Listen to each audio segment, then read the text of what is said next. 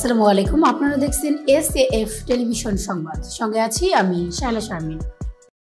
সুপ্রিয় উপস্থিতি, আব্দুল আলী মামা সম্পর্কে আসলে দুই একটি কথা না বললেই না হয়। উনি এমন একজন লন্ডনী ছিলেন যার কাছে একজন ছোট্ট শিশু থেকে নিয়ে একজন বৃদ্ধ বলেন, গরিব বলেন, ভিক্ষুক বলেন, ধনী বলেন, সর্বপ্রকারের মানুষ সমানভাবে স্থান পেত।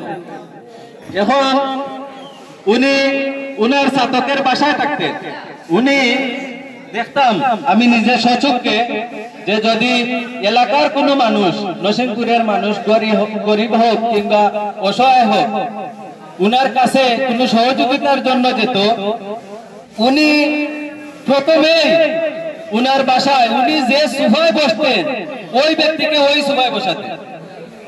এবং উনি কিসের জন্য গিয়েছেন উনি নিজে সময় দিয়ে বিস্তারিত শান্তি মনে উনি সবকিছু শুনতেন এবং উনি উনার সাধ্য অনুযায়ী এই সহযোগিতা করতেন।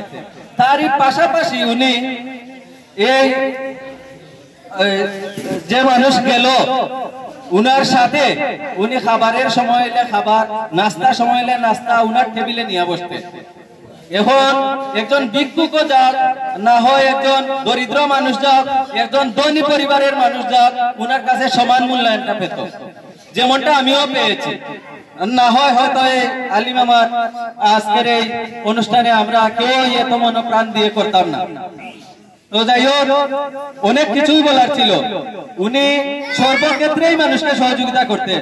মনে করেন এখন কোন একজন মানুষ প্রবাসে ইউকে লন্ডনে গেছে, এখন নতুন অবস্থায় গিয়ে সে কোনো ধরনের প্রবলেমে পড়ছে, যদি সেটা নরসিংপুরের হোক আর এলাকাবাসীর হোক, উনি শুধু শুনতেন যে লন্ডনে আসছে, উনি পাগল হয়ে যেতেন যে কিভাবে ওনাকে উপকার করা যায়।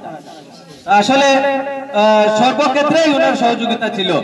তো আজকের এই আয়োজনে যারা এসেছেন সবাইকে আমি অন্তরে অন্তঃস্থল থেকে মুবারকবাদ জানিয়ে এখন আজকে এই